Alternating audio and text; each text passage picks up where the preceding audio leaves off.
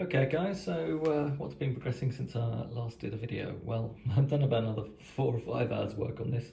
I'll put a screenshot up. I'm not sure it'll be very clear because I record it on a different device, but most of the time has been coming up with the divisional organisation for each of these formations on the board. Yeah, sorry about that shadow, it's the lighting in this room. So each one of those units there, so you can see the 22nd Guards or the 7th Armoured in Alexandria.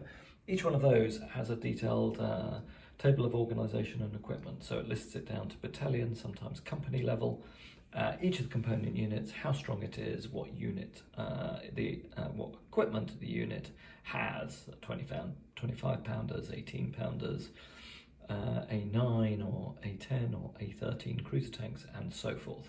And each tactical organisation point is worth, I think, it's like 5 or 6, 7 vehicles. So yeah, you measure that, you measure the strength of each one of those, and as you go through combats, you reduce those. And this game is not so much about a combat, it's much more about logistics and can you supply your units.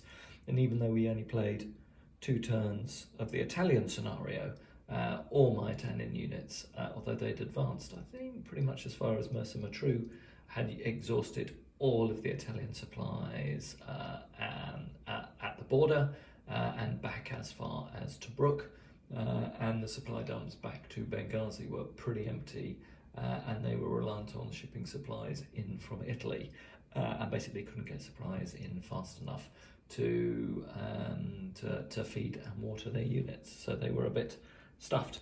So we've gone for very different tactics in this game as we've started to make up the composition of the German and Italian units especially. We've stripped all of the trucks away from their foot-slogging infantry divisions and looked to try and fully motorise the Trento, I think it is, 102nd Motorised Infantry Division, plus you have the Ariete and the 5th Light Panzer Division, later to become the 21st Panzer Division. So they're all fully motorised, and we've concentrated a lot of trucks into convoys to support those 3 units, and we're going to leave our foot-slogging infantry, so might as well go over to the bit of the map we're talking about. This is probably a 12, 18 foot long map. it's huge. So here we go. Here are the Italian and German formations on the border, and you can see I'm starting to deploy some of the logistics counters here. So we've got truck counters there, the convoys, you've got the supply dumps there, and you can see Rommel and the Ariete under Rommel. You've got the counter for the 5th Light up there. In Tripoli, I think you have Trento still, but that's just re-equipped with all the trucks that were available. And as you saw last time, you've got the 2nd Armoured to oppose them over here.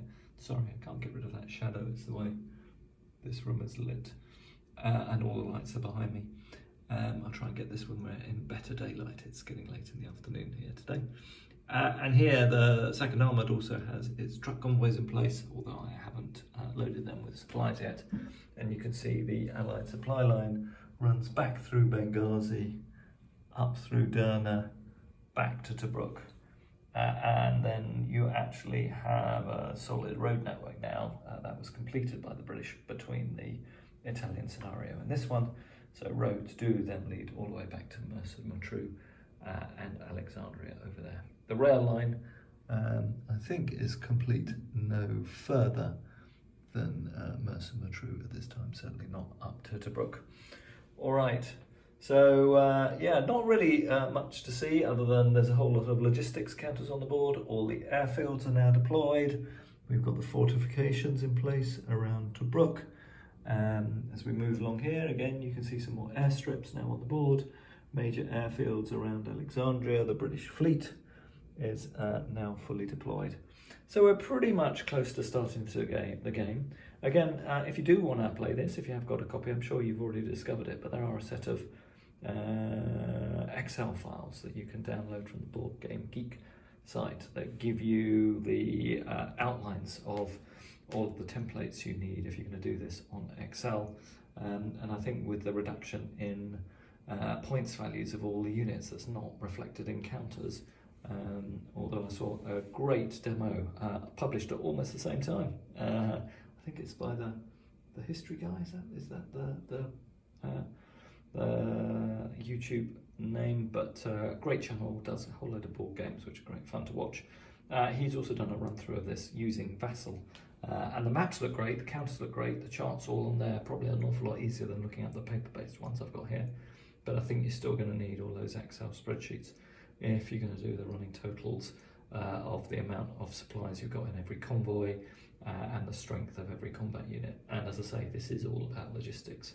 So you really got to be a fanatic bookkeeper to play this game as well as a board game. All right, we'll be back in a bit with a bit more of an update. We're getting closer to the first term. As I said, the Italian game took about 20 hours to set up. This is proving a little bit quicker because there are quite a lot less units on the table and less supply to plan, and I think I'm a bit more familiar with it than when I played it last time. All right, I hope you enjoyed this little snapshot, and hopefully next time we may be back with some units actually moving. All right, guys, hope you enjoy a little bit of coverage of the campaign for North Africa by SPI. Cheers.